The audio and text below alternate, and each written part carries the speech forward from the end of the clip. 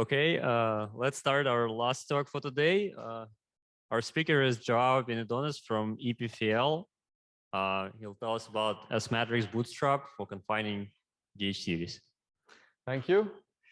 Thank you very much for the invitation to lecture here. So many of you were 2 weeks ago in Brazil with me in the other Simon's collaboration, the Bootstrap collaboration. So here I want to kind of tell you what, from the Bootstrap perspective, we've been doing in the context of confining gauge theories. And basically, I'll talk about two different topics. I'll start with the simplest one, which is this flux tubes that Sergey was explaining this morning, and in particular, scattering of the Golson bosons on the flux tube, how we can bootstrap that. And then I'll describe pion scattering.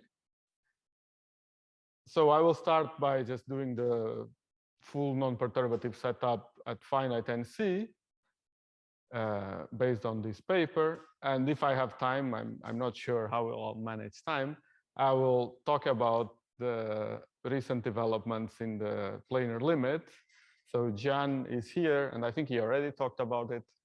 So if you want to know more, and if I don't have time, you can ask him, okay? And for the first part, I'll basically do these two references. The first one uses what I will explain, the primal approach, and the second one does the dual approach. And Aditya is also here, so you can also ask him questions. Okay, so let me just give you a very brief introduction to the logic that we will follow. So the logic is what I will call the bootstrap approach.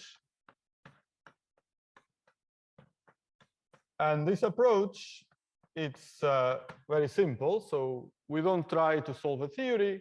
We try to bound the space of theories by imposing bound space of theories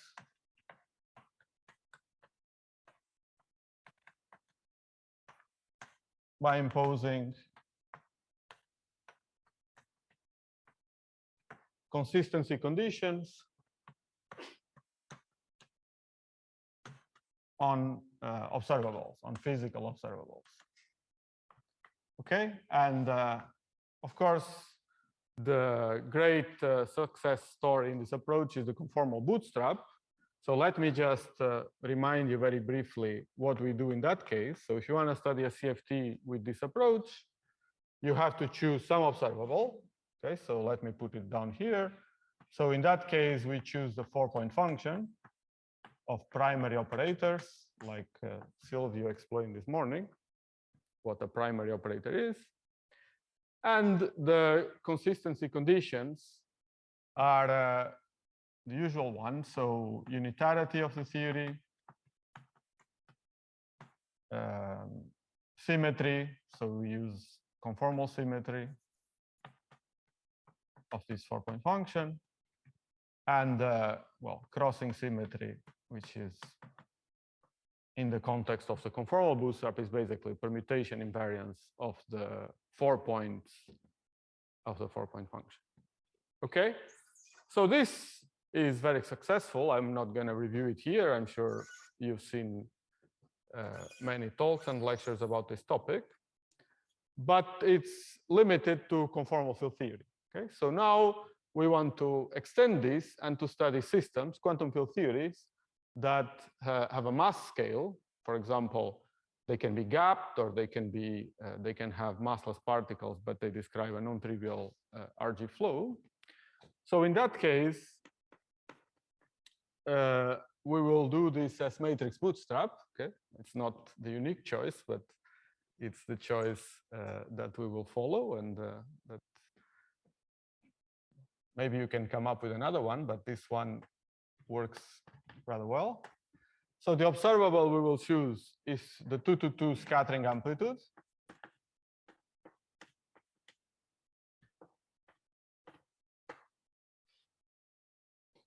And the consistency conditions are very similar. So these ones, well, are basically the same. So unitarity, of course, you still choose.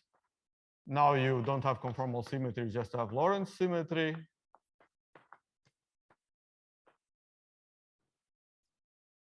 You will have crossing also.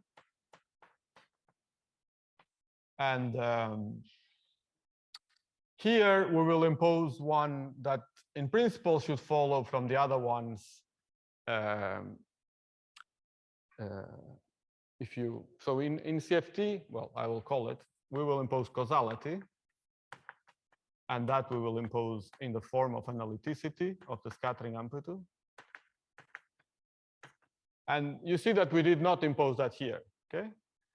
Because in principle, causality should follow from these properties once you start in Euclidean, and then you do the analytic continuation carefully, just from locality in this Euclidean setup.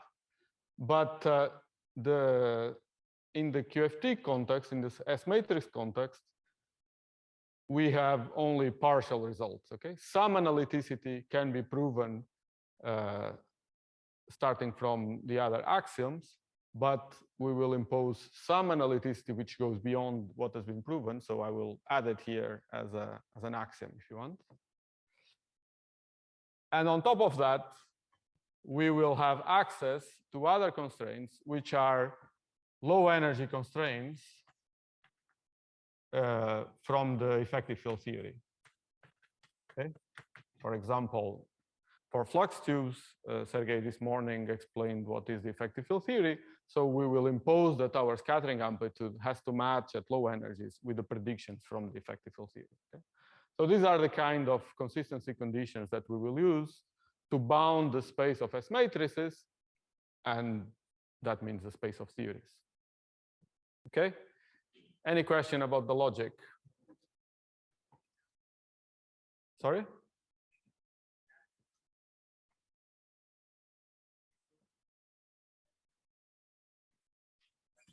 Well, here in the Lorentzian sense, it's the same as causality, right? So you here in the S matrix, the results that exist, for example, some fixed T dispersion relation in the S plane, are basically derived from imposing that you start from a 4-point function of local operators that satisfy that where the operators commute as space-like locations, and then you do LSZ reduction to derive properties of the S matrix. Okay, so it goes through that path. Yes.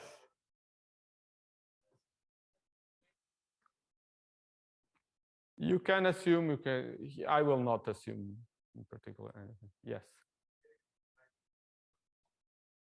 Thank you. There's also lots of seats here. To practice this. Jome was a pro on the blackboard throwing. Maybe by the second lecture, I'll manage this.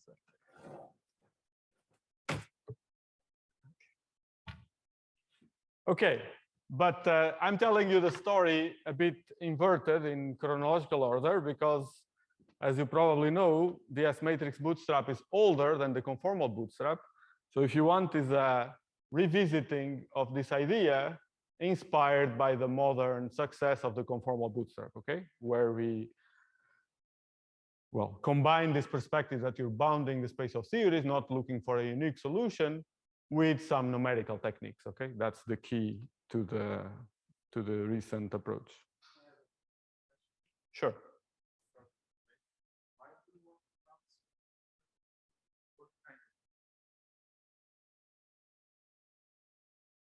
Well, that depends on your taste. So one answer is you can do biology, okay? You can do a full map of all quantum field theories if you want. Another answer is that in the conformal bootstrap case, by bounding the space of theories, we found tiny islands, which have really, I don't know, you can find critical exponents with many digits that contain a known theory like the Ising model or the ON models, okay? So just by looking at the space of theories, you can find specific theories of interest. So that's another possible answer.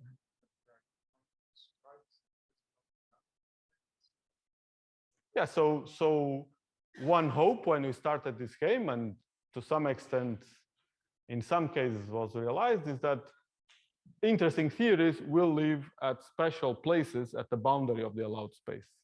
So in that way, we could find special theories. Okay, you can ask me again, but yeah, this is motivation. So okay, so let's enough for this general motivation.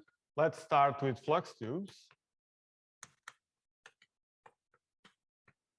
So this Sergey already explained. So I will consider string-like excitations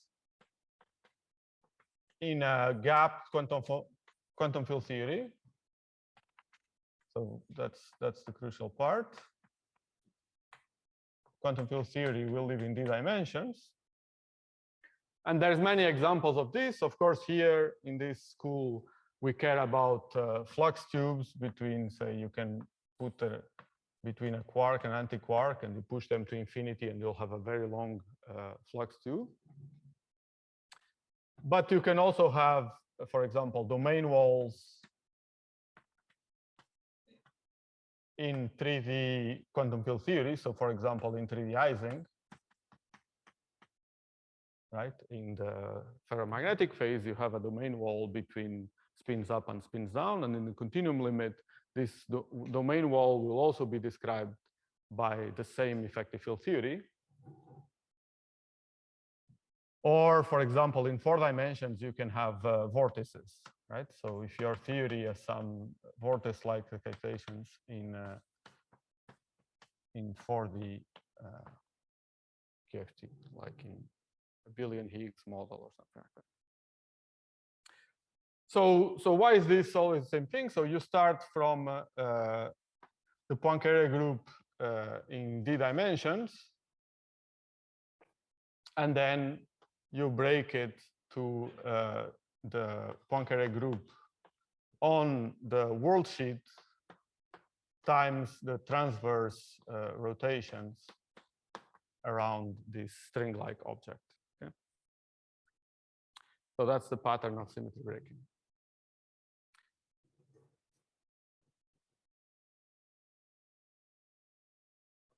And so this, let me try to be fast. So as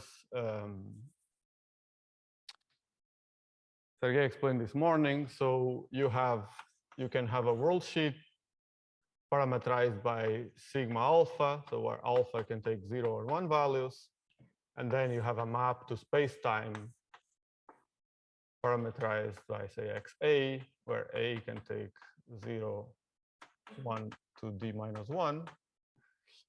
And this embedding map xa of sigma tells you the shape of this object, this world sheet in space-time, and then you write the effective action like Sergey wrote. So I need it, so let me write it again. So the square root of the induced metric, you have the string tension, so that defines this L string, okay, the characteristic length scale of this string. And then you have all the derivative expansion. So, okay, I mean, maybe I can write it just to remind you. In principle, you could put this extrinsic curvature square and Ricci square, but this was a total derivative, remember? Total derivative. And this, it was equal to 0 by the equations of motion of leading order. So the first terms, which I need to keep, let me write them here. I will parameterize them by 2 parameters, alpha 3 and beta 3, and they are 4th powers of the extrinsic curvature, which, so the extrinsic curvature, I can put 1 index like that, and I can define the trace H alpha beta Ka. Okay, this is the definition of the trace of the extrinsic curvature. So this H is the induced metric.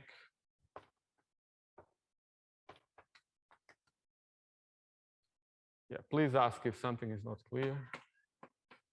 KA square, and you can take a different contraction, right? Plus beta 3 K alpha beta K.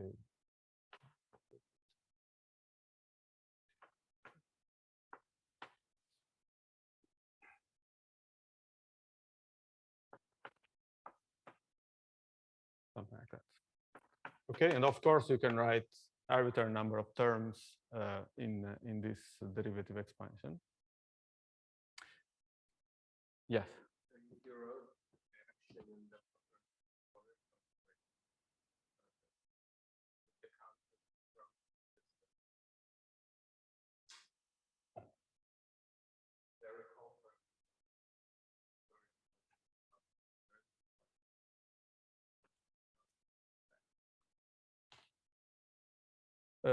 I mean, the physics will be the same. I remember there was some confusion. I entered a bit late. I think Sergey knows better the history of how all these terms were clarified. But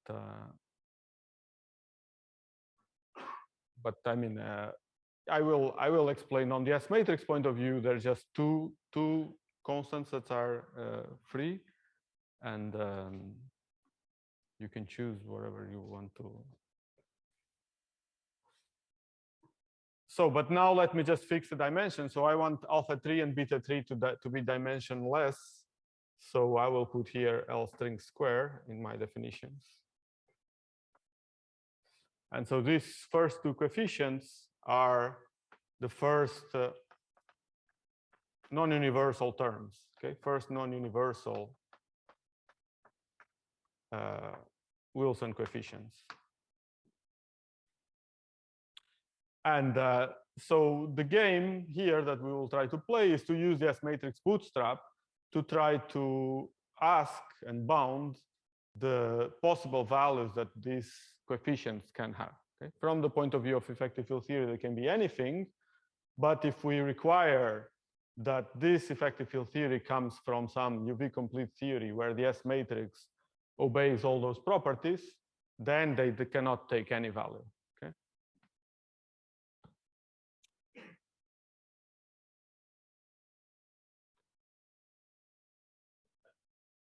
Yes.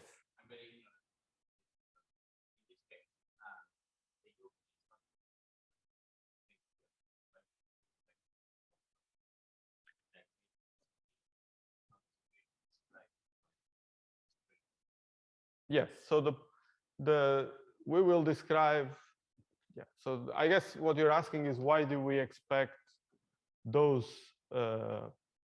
conditions that I wrote there for the S matrix to hold in this theory? Is that the question?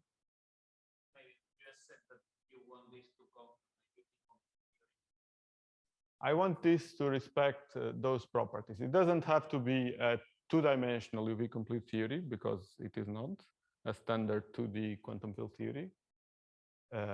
But it is a UV complete theory in D dimension. It's just some quantum field theory that is gapped, and this is just some string-like excitation in this theory. And now we're studying small wiggles, small waves scattering in a very long string and measuring them at infinity. So that's a perfectly good scattering experiment to do. Okay, so just to perhaps be a bit more explicit. So the final thing I want to say about this.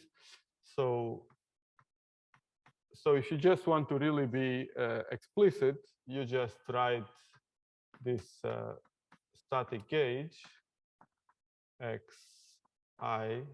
Yes, that's what I want. And let's call these fields pi, because by analogy, this will be our Golson bosons, where I runs from, well, maybe was 1. I runs from 1 to d minus 2. There's d minus 2 Golson bosons. And now you can just expand the action, the effective, the induced metric, right? So the induced metric, for example, age alpha beta is just del alpha xa del beta xa, right? So you just expand around at small pion field, if you want, small Golson field. And so the action will become, there will be a standard kinetic term, right? 1 over L string square. There, like a 1, and then so that's an exercise you can do, something like that. Phi prime square, where dot, right? Dot means derivative with respect to sigma 0, and prime spatial derivative with respect to sigma 1. And then you will have terms of order 4 derivatives and 4 pions. So that will be the first interaction terms that come from the string from this expansion.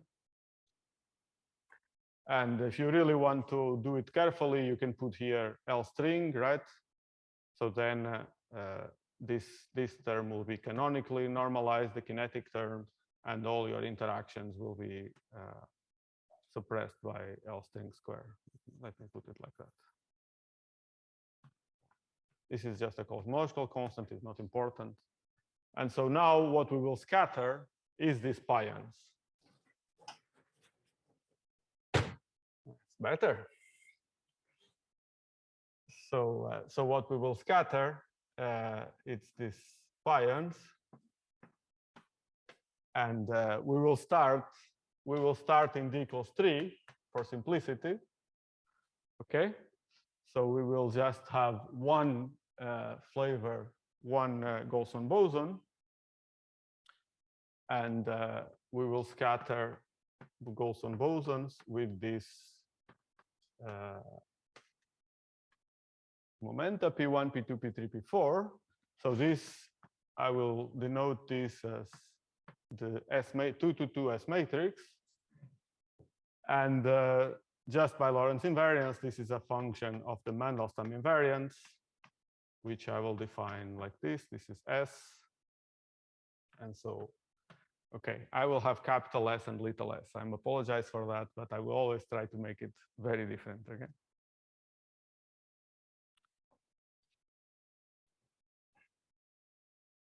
So just one more comment on the kinematics. So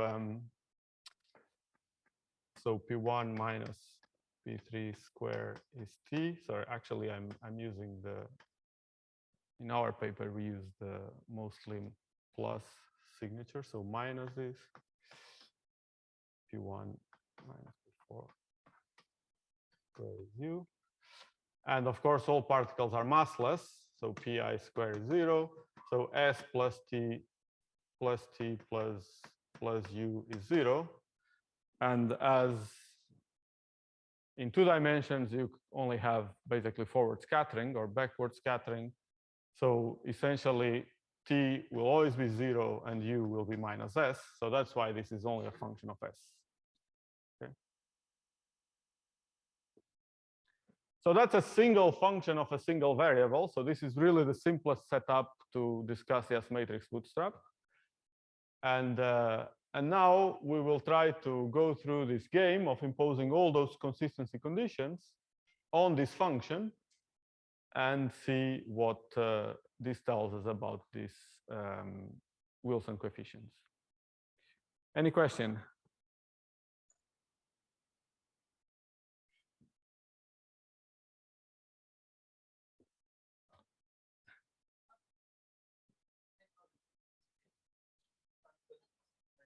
Right, because it's trace of K. Contraction. Probably, yes. It's another contraction, you say? I have it like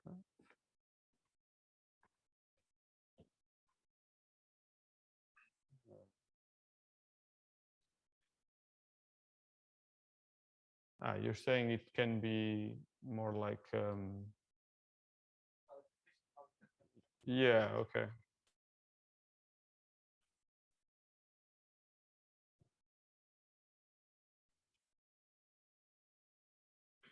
Well, maybe I can write it like that.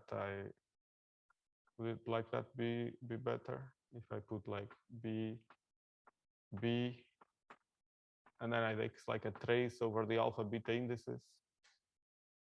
Maybe like that would be better. Okay. So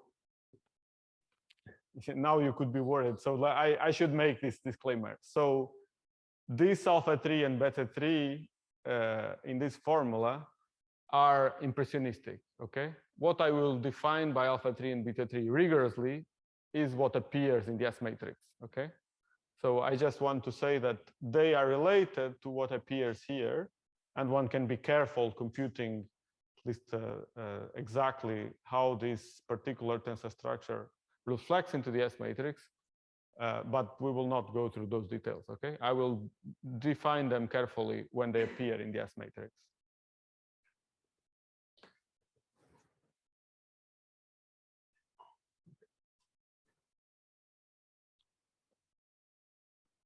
Okay, so then let's go step by step.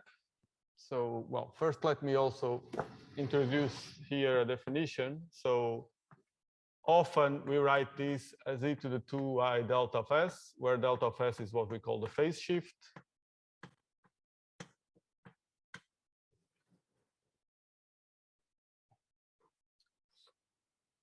And now let's go through the constraints. So Lorentz invariant is already done, right? I already wrote it in terms of invariance, this Mandelstam invariance S. Then unitarity is also very simple in terms of this S. So it just means that the square of S, the modulus square, is a probability, so it's bounded by 1. And this is true for on the physical scattering. So for all S greater than 0, which is the physical regime of scattering. And then the other conditions. Let me immediately show you analyticity. So here, what do we expect? Okay, so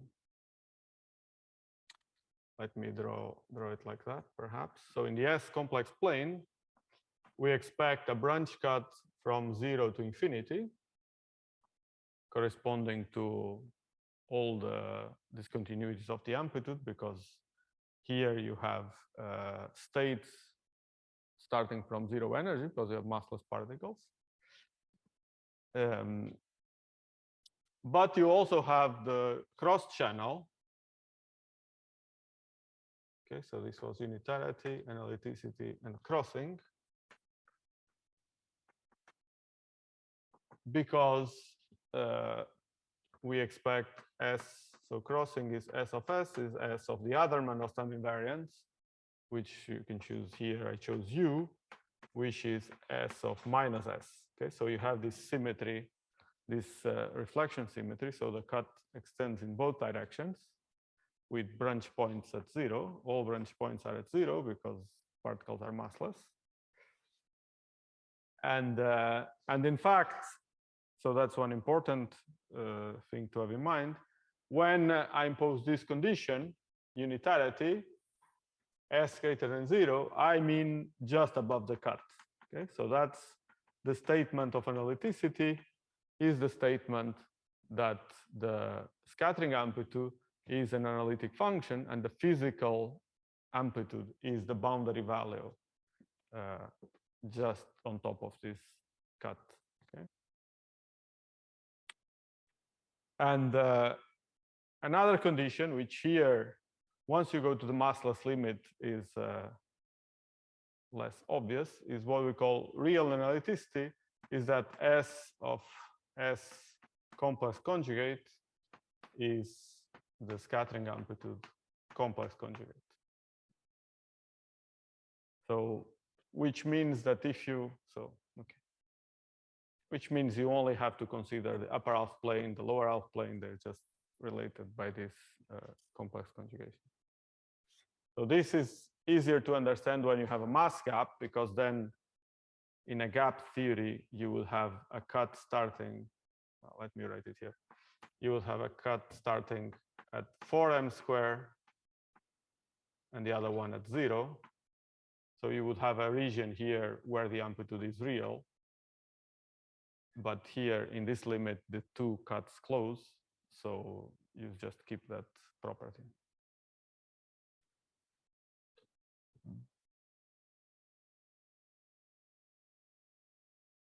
Okay, any question about this? So this is a parenthesis, not really applied here. So the last condition that I have to impose is the effective field theory expansion, and we're done. Yes.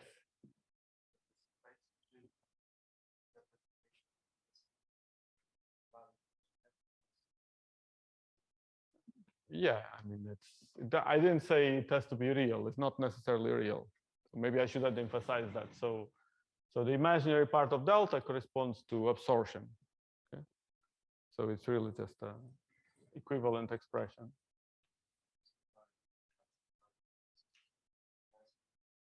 Yeah, so that just says that the imaginary part of delta must be positive here on top of this cut.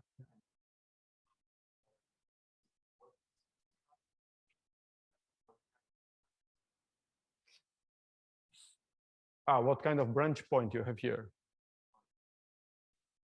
In this case, we think it's just logs and powers of logs. So I'm not sure if there is a proof of that statement. We have done this expansion using unitarity up to like order s to the 6, and we see only logs and powers of logs. Seems to be consistent with that. It's hard to imagine that different things would appear by effective field theory computations, order by order in perturbation theory. No, in this theory, they don't show up. Cut corresponds to two-body scattering continuum? If you had a mass gap, yes.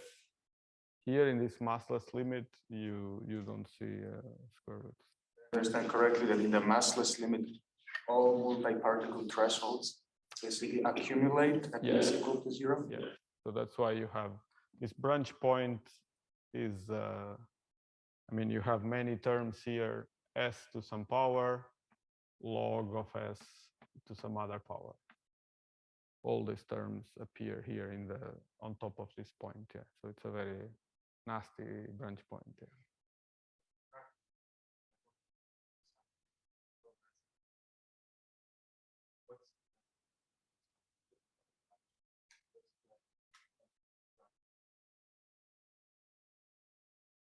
Maybe you ask me later. I'll talk about resonances. So, and I will try to explain that better. Yes. But okay, no, I can tell you right away. Resonance would be some pole in the second sheet, and we will see that can be described as a 0 in the first sheet. So we'll find some 0 here in the complex plane. That will be our definition of resonance. But I will explain that better.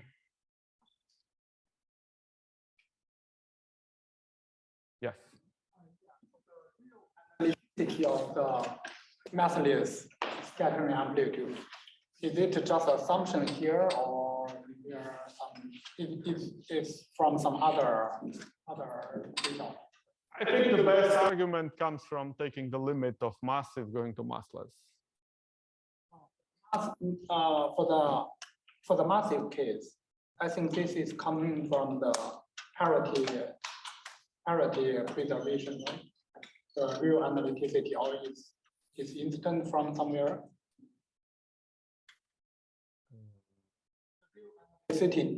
Real analyticity for the matrix of the massive scattering amplitude.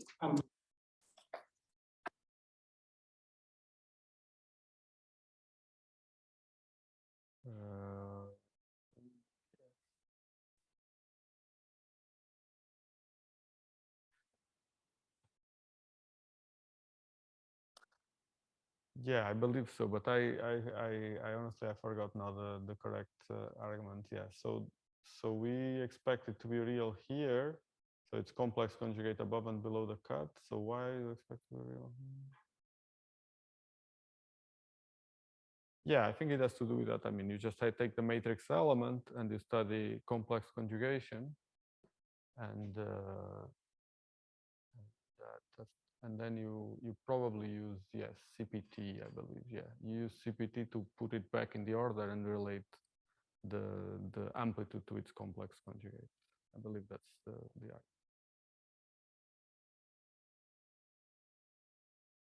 Any other question?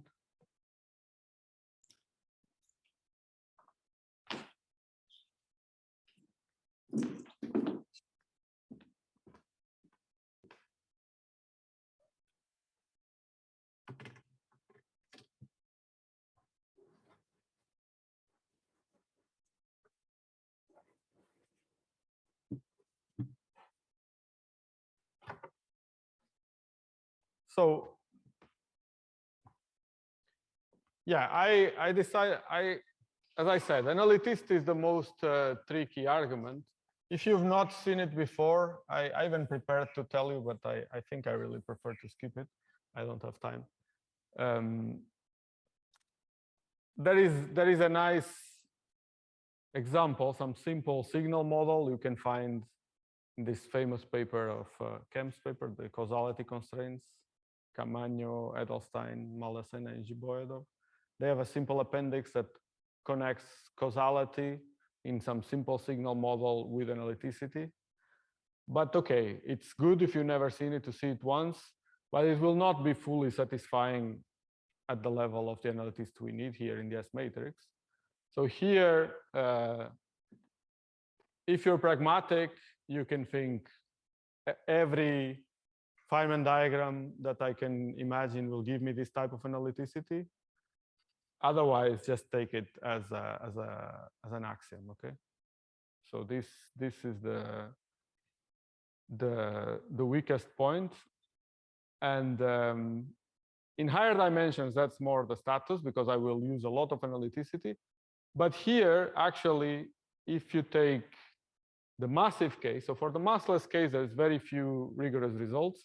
But for the massive case, since here you have t equals 0, because just by kinematics there's only forward scattering, that in higher dimensions you can prove that you have this analytic structure once you have a mass gap in the S plane at fixed t equals 0. Okay, so then you can say that by carefully taking m to 0, you would end up in this analyticity. Okay? So that's the, if you want, the best state of the art.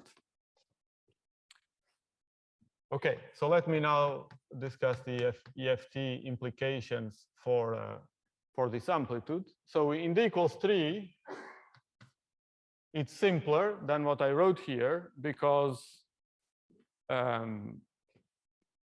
there's only one transverse direction, so there's only one tensor structure you can write there. So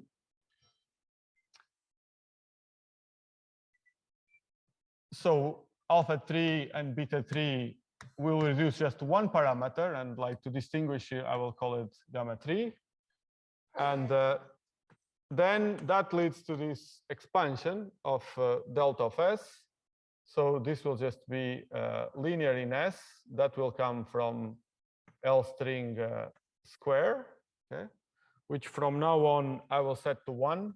Okay? All my formulas will be with L string equal to 1. And then, well, if you do here this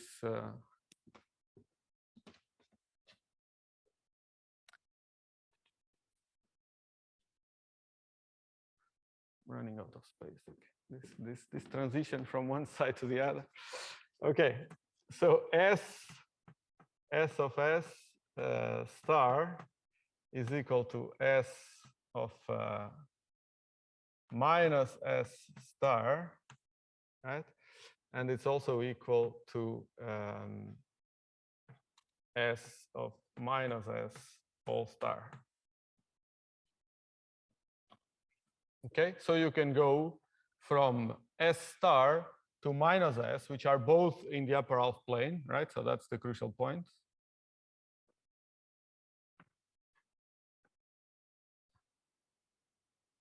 let me choose,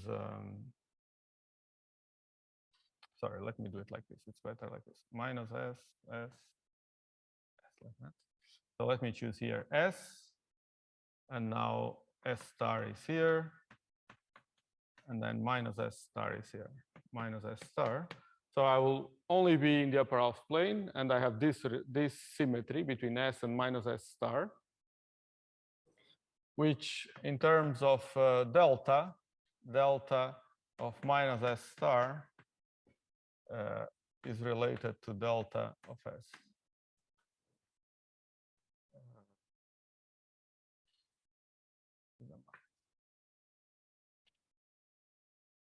Okay, so that implies that this expansion can only have odd powers of S.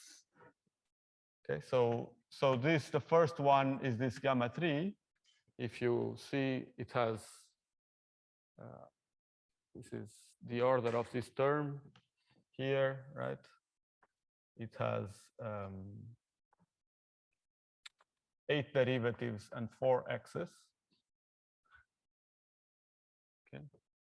So compared to the first one that came from expanding the, which I wrote there, that the leading term was coming from 4 derivatives and 4 pi's. Okay, maybe I write it like that, 4 pi's. So this has 4 more derivatives, so it should have 2 more powers of S. So the power counting works. From here to here, you get 2 more powers of S. And then you can keep going. So here, actually, the expansion in this 3D is very simple. You just keep going. And the first time this breaks down is at S to the 8th, where the phase shift is for the first time imaginary. And this parameter corresponds to production. Okay, so this is the first time you can have production 2 to 4 that Sergey and collaborators computed. And so this parameter gamma 8 is proportional to actually the gamma 3 square. Okay? Comes from, so this amplitude is proportional to gamma 3, to this first non-universal Wilson coefficient. And then its modulus square corresponds to the probability of going from 2 to 4, which is what this gamma 8 controls. Okay, so we have a function. Yes. Minus 9 perhaps, because you said that only odd powers are allowed. No, I mean gamma 8. Odd powers if it's real. If it's imaginary, you will have even powers, right? Because there's this conjugation involved. Sorry, I forgot about the conjugation here. So I just replace it here. I should get this one. Directly fix this to be real and positive. Okay. No, the imaginary part of the phase shift has to be positive by unitarity, but that's it. Real part can be anything, and the imaginary part has to be positive.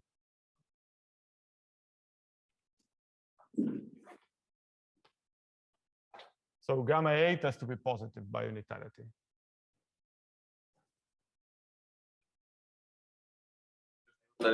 So I thought this S was related only to the 2 to 2.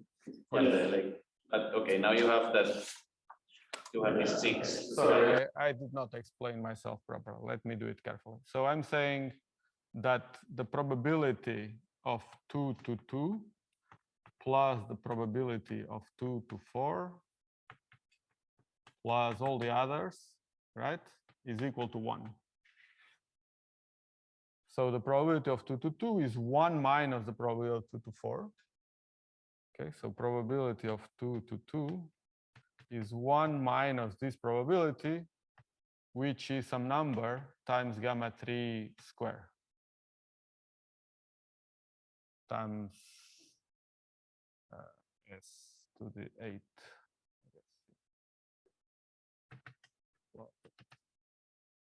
Okay, so if you compute this 2 to 4, you know that there is a part in the modulus of this 2 to 2 amplitude, which is not exactly 1, because you have necessarily some particle production. Okay, so that's how you would relate this gamma 8 to that. But I'm actually not going to use that. I was just writing it. We know it. Okay.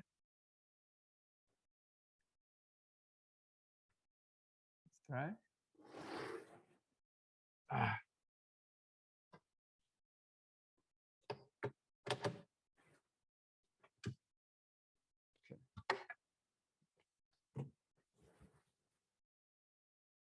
Okay, so we're ready to derive a bound. So we have all the properties written down on the board.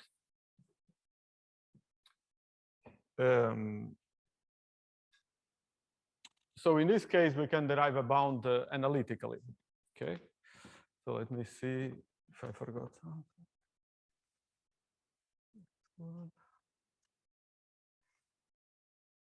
Yes. Assumption, are you assuming some kind of exponential boundless infinity? Right, I assume, good. That's exactly what I need now. So I need to assume that there is no, that infinity in any direction I will not grow, that there is no, if you want an essential singularity at infinity, that I will, by going out in the complex plane of S, that the modulus will start growing. So in fact, that's the point. So S is bounded on the real axis, right? So S, let me maybe use now the variable Z to be more different, is bounded by 1 for any Z, any real Z. So if you have that, and then you also assume that there is no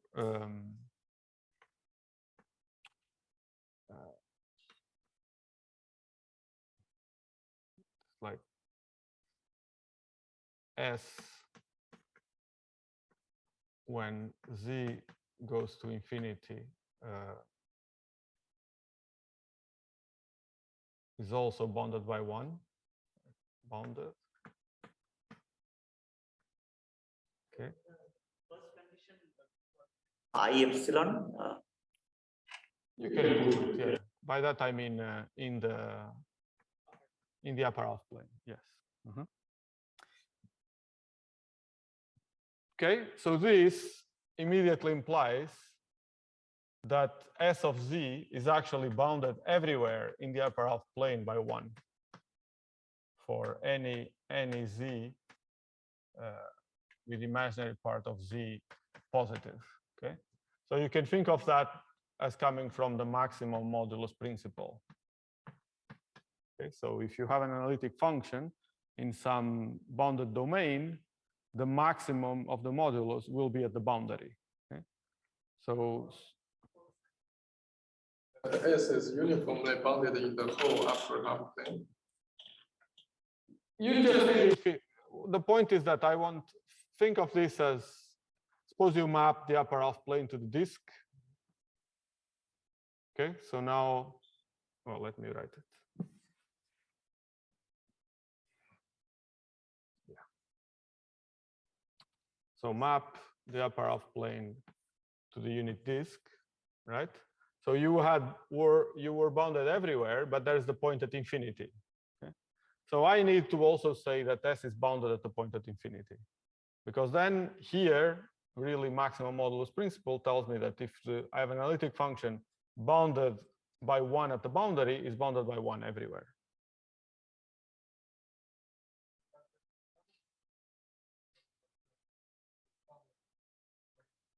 If you can violate that, you can write functions violate that, if by approaching this point from the inside, you diverge, right? You can be bounded by 1 everywhere here, but diverge by approaching like that.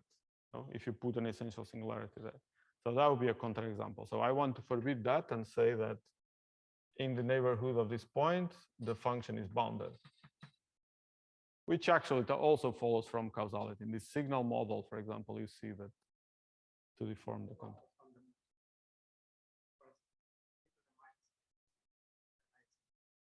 Yeah, it would violate this boundary. So it's not physically acceptable. No, I think it does, because then you cannot, if you transform it to real time, you try to deform the contour to upper half plane, and you cannot, because you cannot move the contour. So the output will appear before the input.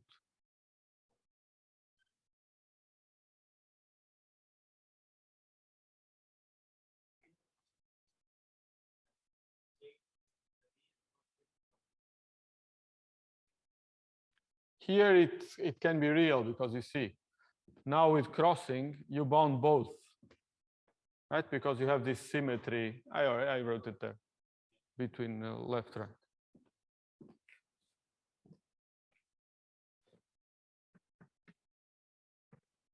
Okay, so then let me give you the argument here. So what we learn, so with this, is that S is a map. Okay, so this S of Z is a map from the upper half plane to the unit disk, right? Because S is bounded by 1 everywhere in the upper half plane.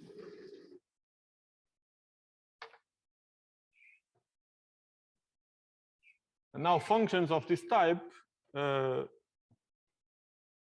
are very constrained. Okay, so they cannot have any derivative, for example. So let me show you an explicit construction. So you can construct a new function. Let me call it S1, which depends on a point, extra point W. Okay, so W, so choose W in the upper half plane.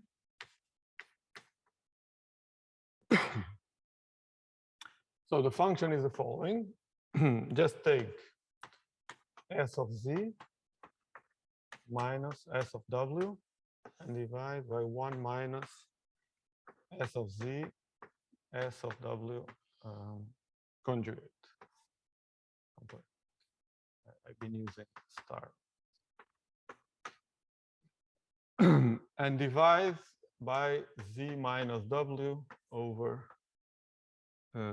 Z minus W star. Okay, so why is this a smart thing to do? Well, as an exercise, you can check, it's elementary, to show that this combination, because both S of Z and S of W are inside the unit disk, this particular combination is also inside the unit disk. Okay, you can just compute the modulus and show that. And then this combination here, for real Z, this is just a phase, right? Is some number divided by the complex conjugate. So this combination as modulus 1 for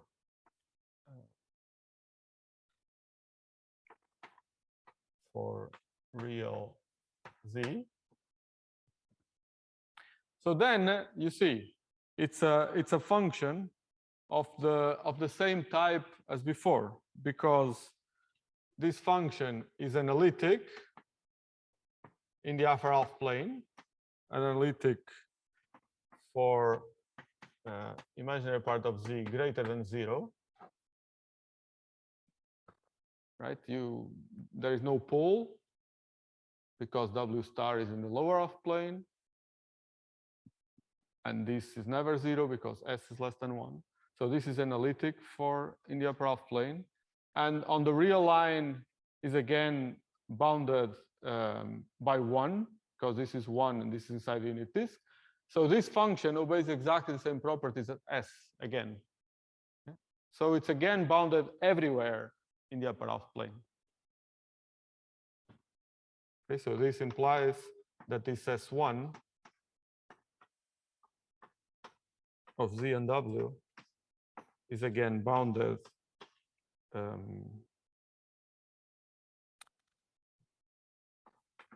for Z in the upper half plane.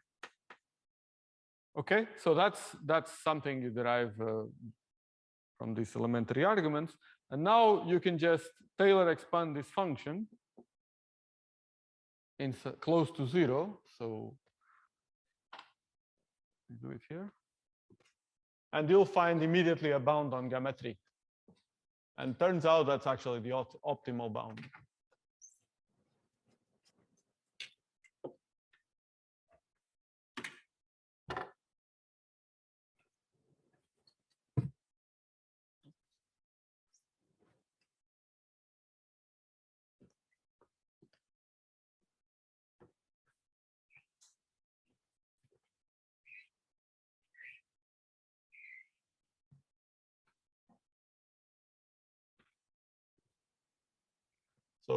So just do the following.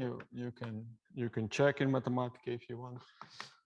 So just take this function, take it both Z and W along the imaginary axis, and now expand with this order x, both x and y are much smaller than 1. And you will see that this function. So for this, you will just have to use the Taylor expansion I gave you there for the phase shift close to s equals 0. And here you will get this formula, 1/96 plus 8 gamma 3 xy plus dot dot dot. Okay, so that's the first term. And now since this, we just proved that anywhere in the upper half plane has to be bounded by 1, it already starts at -1. So the modulus has to be bounded by 1. So this is already saturating. So this has to go inside, right? So this has to be positive because this to be bounded by 1 in particular has to be bigger than -1, right? Greater or equal to -1. So that immediately implies the bound that gamma 3 must be greater or equal than -1/768.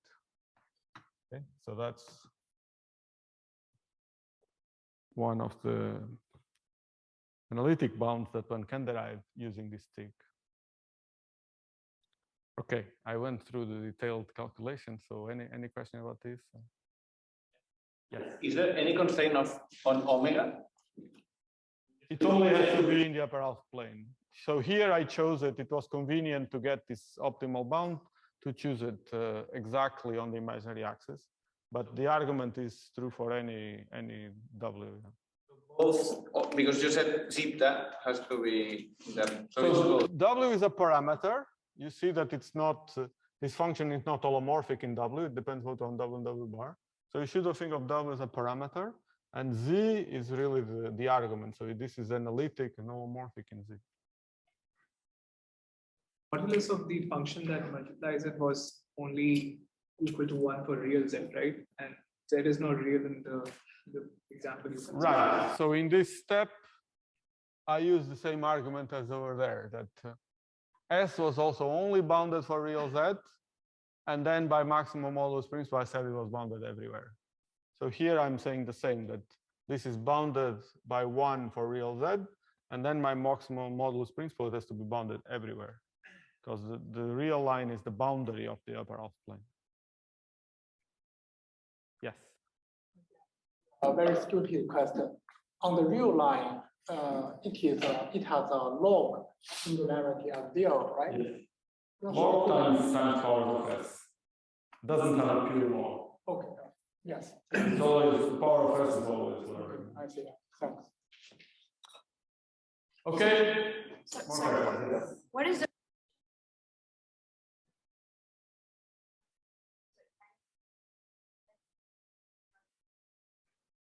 this combination? Yes, this is in mathematics, it goes by the name of Schwarz-Peak theorem. So let me invest, not waste, invest more time on that topic.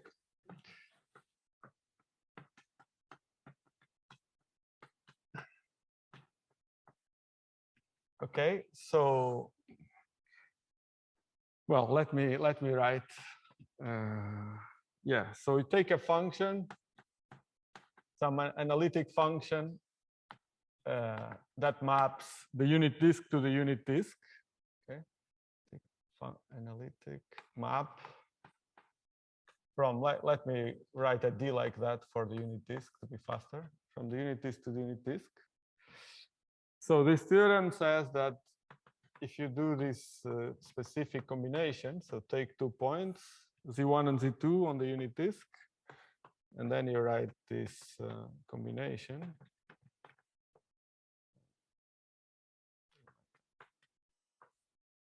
This modulus is less or equal than Z1 minus Z2 over 1 minus Z1 bar Z2.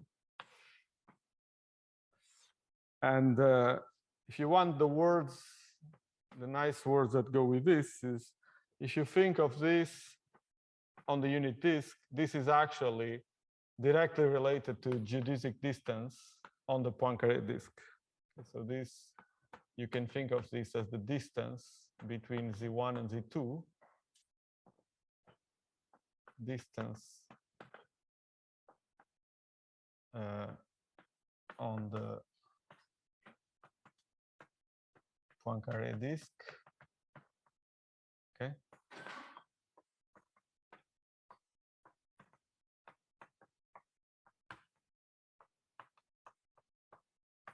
So take the unit disk with this metric. So that's just the hyperbolic, two-dimensional hyperboloid, also called the Poincaré disk. So the geodesic distance between 2 points, Z1 and Z2, is given by the arctangent of this formula. And if F is an analytic map from the disk to the disk, it basically contracts the distance. Okay, so that's what the Chor-Speak theorem says. And that's why we looked at this combination, because well, that's what is guaranteed to be contracted. So if you have an S that already lives in the unit disk, then this combination will stay in the unit disk. So that's the kind of insight. Yeah. Yeah, but we also derived the bound numerically first. So this was a posteriori confirmation. So I'm not showing you here, but you can do similar iterations, right? We started from S and we built S1. You could also iterate again and build an S2 and so on and so forth, S3. And by doing that, that will give you bounds on gamma 5 and gamma 7. Okay, so I'm not writing them because they become more involved. You can see in the paper, but the logic here works the same way. Okay, I think more interesting is to discuss what do we know from the lattice. And I think Sergey will explain how these numbers come about, but I just wanted to give you a flavor. How do they compare with this bound?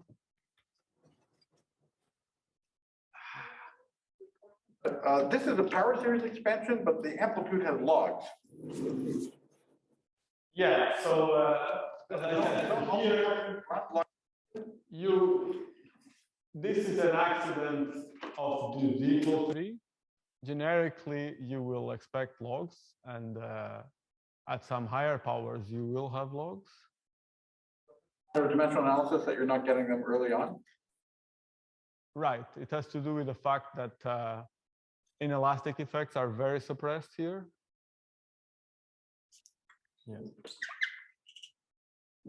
It's in 4 dimensions, for example. There's logs. In D equals 4, the logs appear much earlier. Yes. Yes.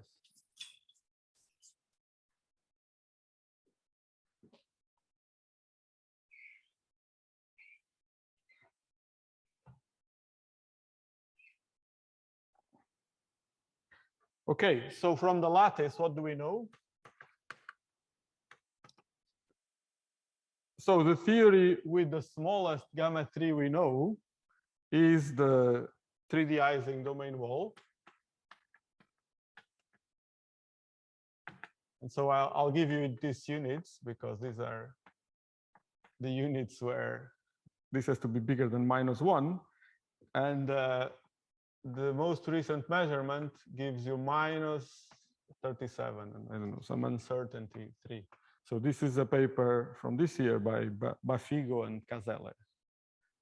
Okay, so doesn't violate the bound. It's 1/3 away. I don't know, something like that. But yeah, it's not close to saturation. And then if you take SU2 gauge theory, you get also negative, 0.28, something like that. And SU6, I think this was the measurements I found. This you get something like, so here you have less precision, but here we think it's positive, plus 0.2. Okay, somehow the sign of gamma 3 changes. Okay, so this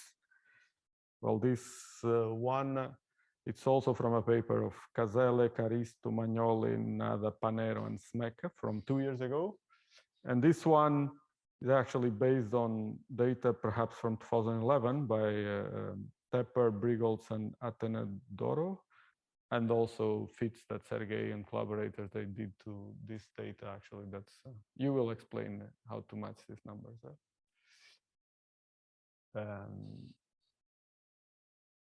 So you see that there's a qualitative difference, that the gamma 3 is indeed non-universal, depends on the theory, but it has order 1 values in this scale. Okay. Wow. How much time do I have? Like 0 or something, no? 20 minutes. Good. Because I started late. 10 minutes. I felt you were being too generous, yeah. Okay, I think this is all I wanted to say about d equals 3. So I will move to d equals 4 now.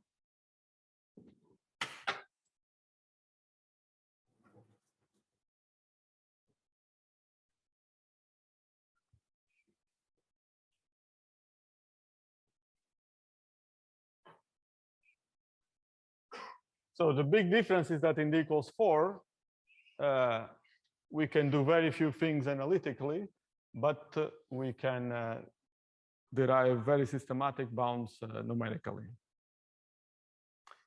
So what's the setup there?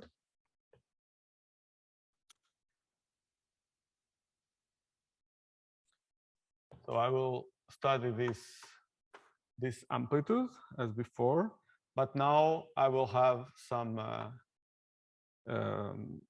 flavor indices A, B, C, D, where these indices A, B, C, D run from 1 to D minus 2. These are, if you want, the flavors of these Goldstone bosons. So this will be an S matrix with indices, say A, B to C, D, and it will only be a function of S as before. And now just by the transverse SO D minus 2 symmetry, I can expand it in this form, delta AB, delta CD, plus sigma 2, delta AC, delta B, D.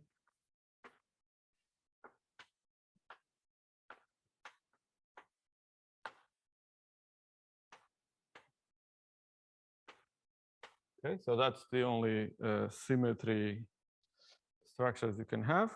And now here there is,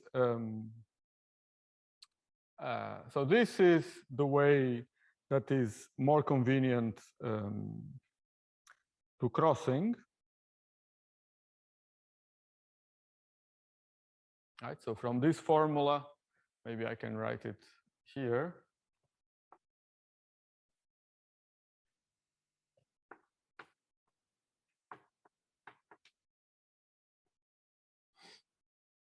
Because if I permute, right, so each one of these legs as P1, P2, P3, P4, as before. So if I permute AP1 with CP3, I should get the same thing. So from that,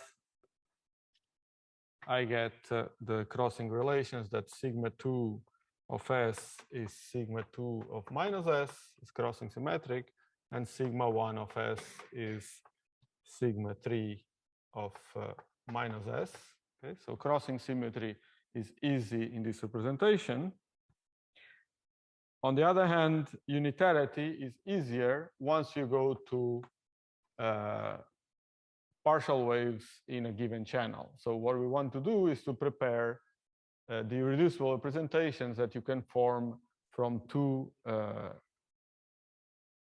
vectors of SOD minus 2. So we write this formula as a sum over the representations, which in this case can only be the singlet, the antisymmetric two in this representation, and the symmetric representation. So there's three terms. And so we call that S rep of S.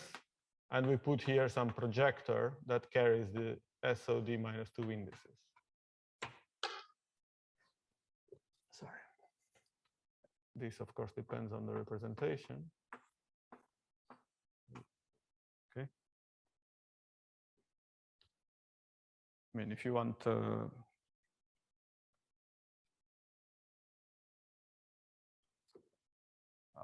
just to be concrete. So for example, if you take the, I don't know, say the antisymmetric one, right? This is a simple one. What does this projector mean?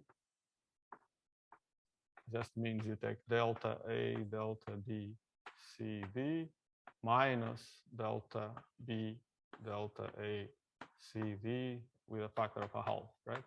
To make it into a projector. And similar for the symmetric, minus the trace and the trace. Okay, so in this representation, unitarity, this representation is good for unitarity, because unitarity is just saying that, so in the S channel, if you prepare the states in the symmetric representation, since this is a global symmetry, we'll end up in the symmetric representation. So the probability has to be less than 1 in each channel. Okay? So for the three, so unitarity,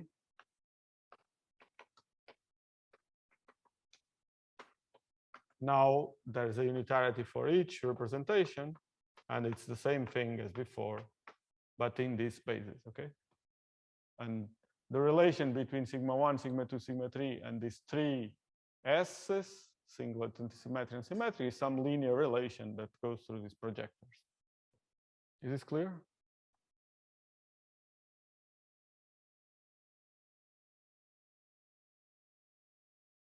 Okay.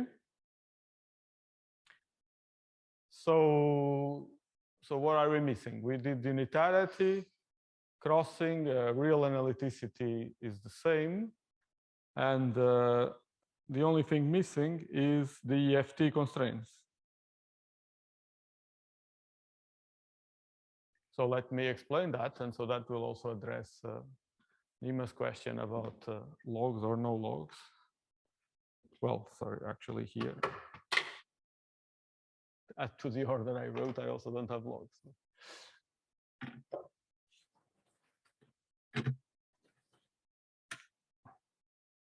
That's because I stopped earlier than S to the 8.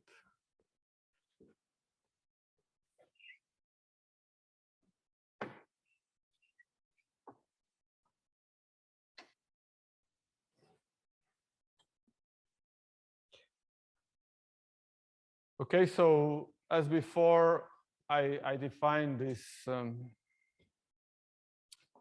S rep as e to the 2i delta rep. So there's three phase shifts.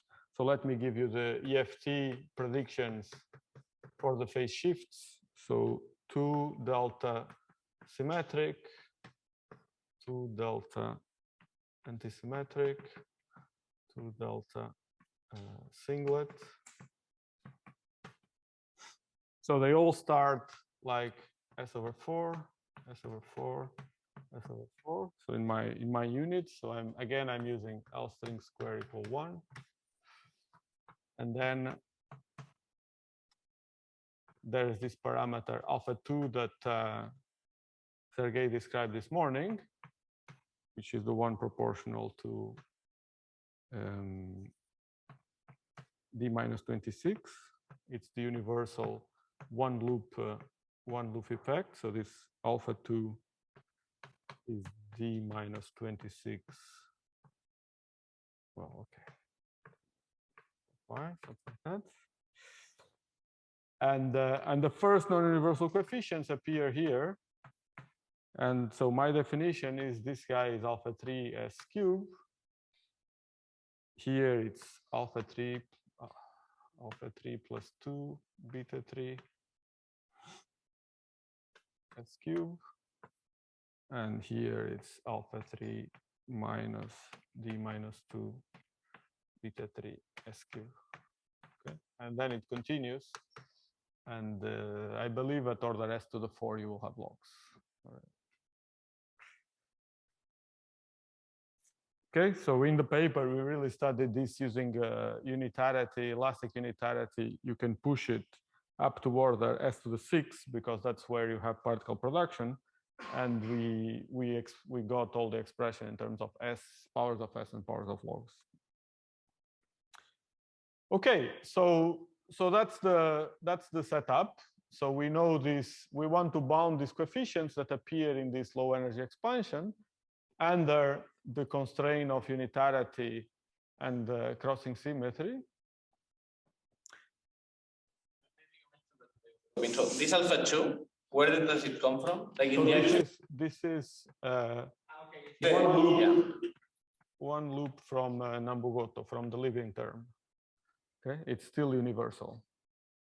Okay, so the living non-universal Wilson coefficients appear over the S2 cube. And then you have an alpha in the third line, I guess it's alpha 2. Sorry, yes. Sorry. Thank you.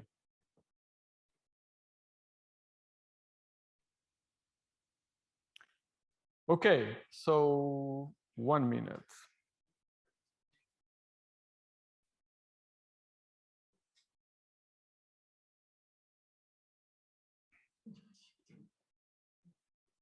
Do you have any questions? Yeah, so next time I will set up a numerical procedure, and well, it's simple to explain, but I think 1 minute is not enough. And I will show you bounds in the space of alpha 3 beta 3 that you obtain from this numerical procedure.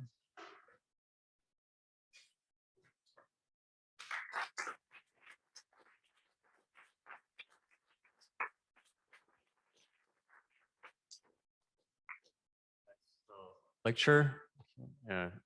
Any questions? Yes, Bernardo. You always find a lower bound. Is there an expectation that there should be an upper bound as well, or is it not that you want that you have? Yeah. So for we did from Schwarz peak, we always found lower bounds. And we can construct, at least for gamma 3, it's not hard to construct S matrices, which have very light resonances that can make our gamma 3 arbitrarily large. So, I think if you play enough with like CDD factors, so some S matrices that are unitary everywhere, they just have products of poles and zeros, that if you make the resonance light enough, you should be able to make gamma 3, gamma 5, gamma 7 very large, arbitrarily large. But maybe Alexander can correct me. He knows better these games. Okay. We have time just for one question because we're still gonna have Q&A session at 6:30. So we need some time for the dinner. So maybe one last question. Yes. Very simple question. This four-dimensional case y, does the S matrix depend only on one variable, S? So what I call here, that's a very important point. It's always a flux tube. It's always a two-dimensional theory. It's how many transverse directions you have. So this is just means that you have two transverse directions to flux tube. Okay? It's not scattering in for that. That's for the next lecture. Right, let's thank Joao again.